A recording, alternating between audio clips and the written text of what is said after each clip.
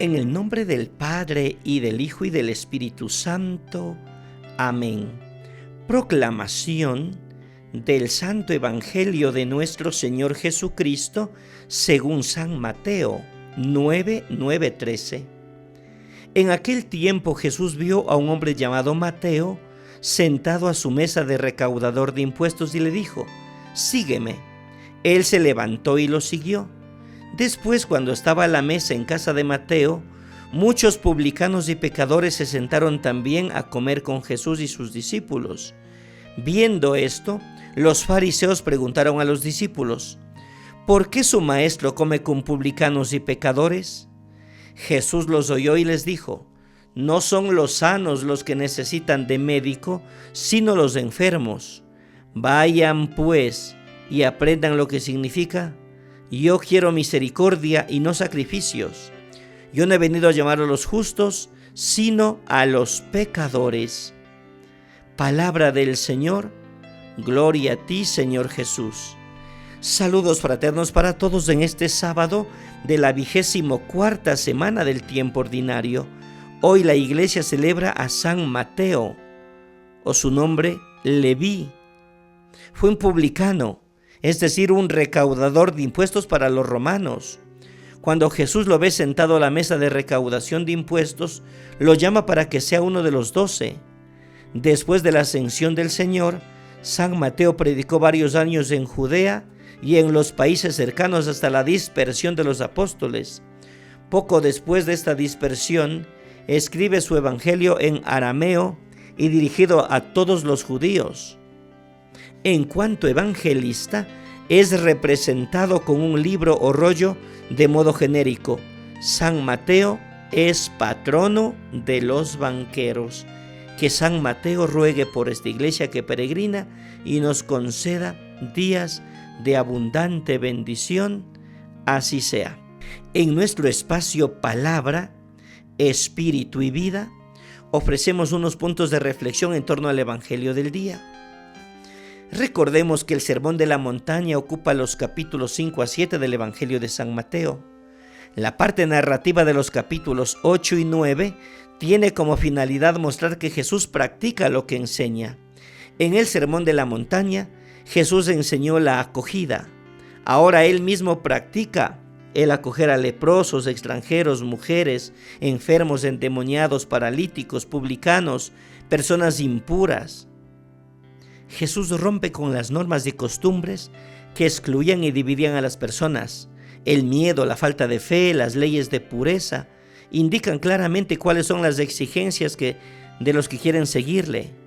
Deben tener el valor de abandonar muchas cosas, así como en las actitudes y en la práctica de Jesús aparece en qué consiste el reino y la observancia perfecta de la ley del Señor. Veamos unos puntos de reflexión. Primero, el llamado para seguir a Jesús. Las primeras personas llamadas a seguir a Jesús fueron 4 pescadores judíos. Ahora Jesús llama a un publicano considerado pecador y tratado como impuro por las comunidades observantes de la ley. En los demás evangelios, este publicano se llama Leví. Mateo significa don de Dios o dado por Dios. Las comunidades, en vez de excluir al publicano como impuro, deben considerarlo como un don de Dios para la comunidad, pues su presencia hace que la comunidad se vuelva señal de salvación para todos. Como los primeros 4 llamados, el publicano Mateo deja todo y sigue a Jesús. El seguimiento al Señor exige ruptura. Mateo deja todo su despacho de impuestos, su fuente y su seguimiento a Jesús. Segundo, Jesús se siente en la mesa con los pecadores y los publicanos. En aquel tiempo judíos y paganos vivían separados y no comían en la misma mesa. Los judíos cristianos tenían que romper ese aislamiento y crear con la comunión con los paganos e impuros. Fue esto lo que Jesús enseña en el Sermón de la Montaña como expresión del amor universal. La misión de las comunidades era ofrecer un lugar a los que no tenían lugar. En algunas comunidades las personas venidas del paganismo, aún siendo cristianas, no eran aceptadas en la misma mesa. El Evangelio nos habla de cómo Jesús comía con publicanos y pecadores y se hacía un espacio de bendición. Tercero, la pregunta de los fariseos. A los judíos estaba prohibido sentarse a la mesa con publicanos y paganos. Jesús no presta atención a esto, por el contrario, confraterniza con ellos. Los fariseos, viendo la actitud de Jesús, preguntan a los discípulos: ¿por qué su maestro come con los recaudadores de impuestos y con los pecadores? Esta pregunta puede ser interpretada como el deseo de estos que quieren saber por qué Jesús actúa así. Otros interpretan la pregunta como una crítica de los comportamientos de Jesús, pues durante más de 500 años, desde el tiempo de cautiverio en Babilonia hasta la época de Jesús, los judíos habían observado las leyes de pureza. Esta observancia secular se volvió para ellos una fuerte señal de identidad. Al mismo tiempo, era factor de su separación en medio de los otros pueblos. Así, por las causas de las leyes de pureza, no podían ni conseguían sentarse a la mesa para comer con los paganos. Comer con ellos significaba volverse impuro. Los preceptos de la pureza eran rigurosamente observados.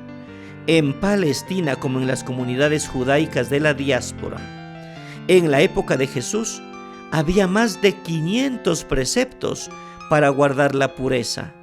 En los años 70, cuando Mateo escribe su evangelio, este conflicto era muy, pero muy actual. Cuarto, misericordia quiero y no sacrificios. Jesús oye la pregunta de los fariseos a los discípulos y les responde con dos aclaraciones. La primera, sacada del sentido común: no necesitan médico los que están fuertes, sino los que están enfermos. La otra frase está sacada de la Biblia: aprendan lo que significa misericordia quiero y no sacrificios. Por medio de estas dos aclaraciones, Jesús explica y aclara su misión junto con la gente. No he venido a llamar a los justos, sino a los pecadores para que se conviertan. Jesús niega la crítica de los fariseos y no acepta sus argumentos, pues nacían de una idea falsa de Dios. Él mismo invoca la Biblia: misericordia quiero y no sacrificio. Para Jesús, la misericordia es más importante que la pureza legal. Apela a la tradición profética para decir que para Dios la misericordia vale más que todos los sacrificios. Para Jesús, la misericordia es más importante que la pureza legal. Apela a la tradición profética para decir que para Dios la misericordia vale más que todos los sacrificios. Dios tiene entrañas de misericordia que se conmueven ante las faltas de su pueblo. Que Dios nos permita también a nosotros tener entrañas de misericordia para no juzgar y no caer en actos de envidia. En el nombre del Padre, y del Hijo, y del Espíritu Santo. Amén. Bendiciones abundantes. Un santo día. Pasen bien.